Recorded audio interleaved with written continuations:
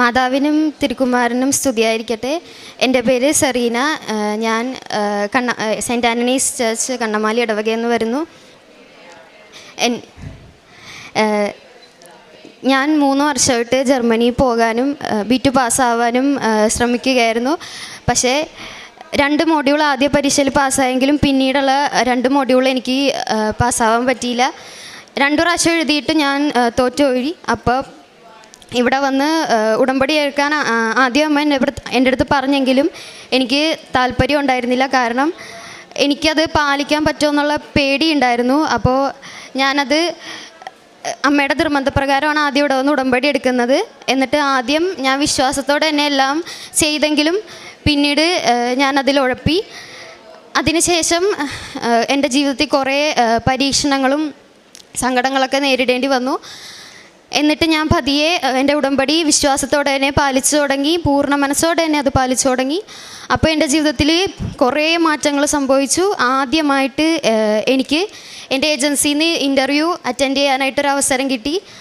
ആ ഇൻ്റർവ്യൂവിൽ എനിക്ക് നല്ല പേടി ഉണ്ടായിരുന്നെങ്കിലും ഞാൻ വിശുദ്ധ തൈലം വിശ്വാസം പ്രമാണം ചൊല്ലി പ്രാർത്ഥിച്ച് കുരിശ് വരച്ച് പിന്നെ ഉപ്പ് കാശിരൂപം കയ്യിൽ കൊണ്ടുപോയി പ്രാർത്ഥനയോടെ ആ ഇൻ്റർവ്യൂ ഞാൻ അറ്റൻഡ് ചെയ്തു.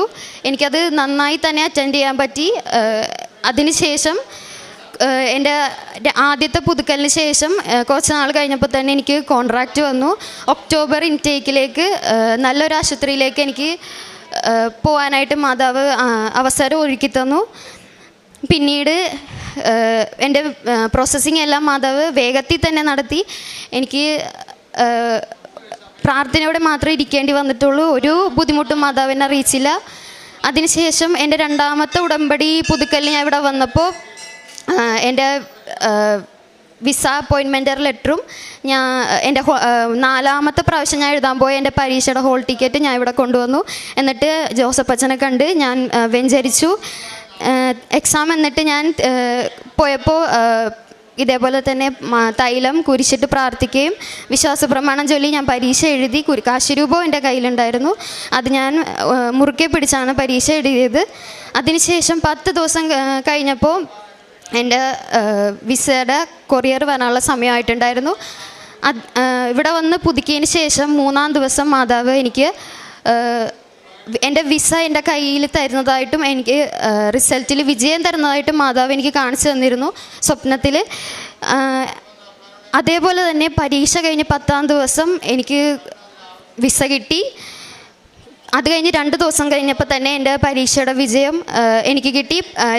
4 പ്രാവശ്യം ഞാൻ എഴുതി 2 മോഡ്യൂൾ എഴുതാൻ ശ്രമിച്ചെങ്കിലും അതിൽ എനിക്ക് മാതാവ് ഒരെണ്ണം പാസ്സാക്കി തന്നു. അങ്ങനെ ഒക്ടോബർ 1-ാം തീയതി എനിക്ക് പോകാനുള്ള അവസരം മാതാവ് തന്നു. ഉടമ്പടി അമ്മയുടെ നിർബന്ധപ്രകാരമാണ് ഞാൻ എടുത്തെങ്കിലും എനിക്ക് ആത്മീയ ജീവിതത്തിൽ കുറേ മാറ്റങ്ങൾ വന്നിരുന്നു.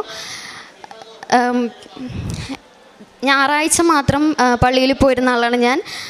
എനിക്ക് എല്ലാ ദിവസവും കുർബാനയിൽ കൈക്കൊള്ളാനും കുമ്പസാരം മാസത്തിൽ ഒരിക്കലെങ്കിലും ചെയ്യാനും പിന്നെ ബൈബിള് എല്ലാ ദിവസവും ഞാൻ പറ്റുന്ന സമയത്തൊക്കെ വായിക്കാനും മാതാവ് എനിക്ക് പൂർണ്ണ മനസ്സോടെ ഇത് ചെയ്യാനുള്ള അനുഗ്രഹം മാതാവ് എനിക്ക് നൽകി. പിന്നെ പ്രേക്ഷിത പ്രവർത്തനം എന്നത് പറഞ്ഞാൽ ഞങ്ങൾ അടുത്തുള്ള വീടുകളിലും ആശുപത്രികളിലും കൃപാസനം പത്രം കൊണ്ടേ കൊടുക്കുമായിരുന്നു. പിന്നെ പറ്റുന്ന പോലെ രോഗികളെയൊക്കെ സഹായിക്കാറുണ്ട്. ഞങ്ങൾ വലിയ സാമ്പത്തിക ഉള്ള ആൾക്കാരല്ല, പക്ഷേ എന്നാലും പറ്റുന്ന പോലെ എല്ലാ രോഗികളെയും ഞങ്ങൾ സഹായിക്കാറുണ്ടായിരുന്നു. എന്നിട്ട് വീടിനടുത്തുള്ള ഒരു ഓൾഡ് ഏജ് ഹോമിൽ പോയിട്ട് ഞങ്ങൾ അവിടെയുള്ള രോഗികളെ കാണുകയും സന്ദർശിക്കുകയും എന്നിട്ട് അവിടുത്തെ മുറി എല്ലാം അടിച്ച് വൃത്തിയാക്കി ഞങ്ങളെ പറ്റുന്ന പോലെ അവിടെ എല്ലാവരും സഹായിച്ചിട്ടുണ്ട്. ഇത്രയും അനുഗ്രഹങ്ങൾ തന്ന മാതാവിനും തിരുക്കുമാരനും ഒരുപാട് ഞാൻ നന്ദി പറഞ്ഞുകൊള്ളുന്നു. സങ്കീർത്തനം 23:1 പറയുന്നുണ്ട്, കർത്താവാണെൻ്റെ ഇടയൻ, എനിക്കൊന്നിനും കുറവുണ്ടാവുകയില്ല. നമ്മളുടെ മുൻപിൽ സെറീന എന്ന സഹോദരി, 20 വയസ്സ് മാത്രം പ്രായമുള്ള സെറീന എന്ന സഹോദരിയാണ് തൻ്റെ ഉടമ്പടി ജീവിതത്തിൻ്റെ സാക്ഷ്യം പങ്കുവച്ചത്.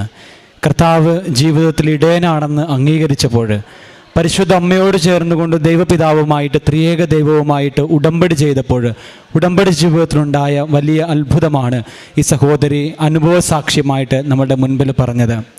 ഉടമ്പടി എടുത്തതിന് ശേഷം സാധാരണ തൻ്റെ യുവത്വത്തിൽ ഉണ്ടാകാവുന്ന കുറവുകളൊക്കെ കൊണ്ട് ഉടമ്പടി നല്ല രീതിയിൽ ജീവിക്കുവാനായിട്ട് സാധിച്ചില്ല. എന്നിരുന്നാലും ഉടമ്പടി പുതുക്കിയപ്പോൾ തനിക്ക് പുതിയൊരു അഭിഷേകം ലഭിക്കുകയാണ്. പരിശുദ്ധ അമ്മ സ്വപ്നത്തിൽ വരുന്നതായിട്ടും തൻ്റെ കാര്യങ്ങളൊക്കെ സാധിച്ചു കിട്ടുന്നതായിട്ടുമൊക്കെയുള്ള ഒരു സ്വപ്നം കാണുകയും അങ്ങനെ ഈ മെസ്സേജിൻ്റെ പുറത്ത് ഈ സഹോദരി കൂടുതൽ വിശ്വാസത്തിലേക്ക് കടന്നു വരികയും തൻ്റെ വിശ്വാസ ജീവിതം നവീകരിച്ചുകൊണ്ട് ഞായറാഴ്ച ദിവസം മാത്രം പള്ളിയിൽ പോയിരുന്ന ഈ സഹോദരി പിന്നീട് എല്ലാ ദിവസവും ദേവാലയത്തിലേക്ക് പോകാനായിട്ട് തുടങ്ങുന്നു, വിശുദ്ധ ഗ്രന്ഥം വായിക്കുവാനായിട്ട് തുടങ്ങുന്നു, തൻ്റെ ജീവിതത്തിലെ കാരുണ്യ പ്രവൃത്തികളും പ്രേക്ഷിത പ്രവൃത്തികളും ചെയ്യുവാനായിട്ട് തുടങ്ങുന്നു. അങ്ങനെ ഒത്തിരിയേറെ അനുഭവങ്ങൾ, ആത്മീയമായിട്ടുള്ള അനുഭവങ്ങൾ ഉണ്ടായപ്പോൾ ദൈവം തൻ്റെ ജീവിതത്തിൽ ഇടപെടുന്നതായിട്ട് ഈ സഹോദരിക്ക് കാണുവാനായിട്ട് സാധിക്കുകയാണ്.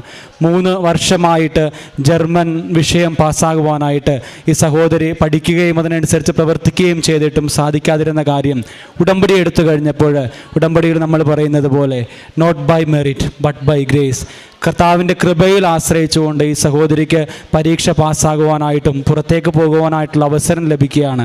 അതോടൊപ്പം തന്നെ ജോസഫ് അച്ഛന് വന്ന് കാണുന്നു, അച്ഛൻ്റെ അടുത്ത് പ്രാർത്ഥിക്കുന്നു. അച്ഛൻ പ്രാർത്ഥിച്ച് ആശീർവദിച്ച് വിട്ട് കഴിയുമ്പോൾ 3-ാം ദിവസം ഈ സഹോദരിക്ക് ബാക്കിയുള്ള കാര്യങ്ങളൊക്കെ ക്രമീകരിച്ചുകൊണ്ട് ഒക്ടോബർ 1-ാം തീയതി പുറത്തേക്ക് പോകുവാനായിട്ടുള്ള എല്ലാ കാര്യങ്ങളും പരിശുദ്ധ അമ്മ ക്രമീകരിച്ചു കൊടുക്കുകയാണ്. ഈ സഹോദരിയോടൊപ്പം നമുക്ക് പരിശുദ്ധ അമ്മയ്ക്കും തിരുക്കുമാരനും നന്ദി അർപ്പിച്ചുകൊണ്ട് ഉച്ചത്തിൽ കരങ്ങളടിക്കാം. അത്യപൂർവ ദൈവാനുഭവങ്ങൾ ഇനി നിങ്ങൾക്കും സ്വന്തം. ഈ യൂട്യൂബ് ചാനൽ ഇതുവരെ സബ്സ്ക്രൈബ് ചെയ്തിട്ടില്ലെങ്കിൽ ഇപ്പോൾ തന്നെ സബ്സ്ക്രൈബ് ചെയ്യുക. ഈ വീഡിയോ ഇപ്പോൾ തന്നെ നിങ്ങളുടെ സുഹൃത്തുക്കൾക്ക് ഷെയർ ചെയ്തുകൊണ്ട് കർത്താവിൻ്റെ പ്രേക്ഷിതരാകുക.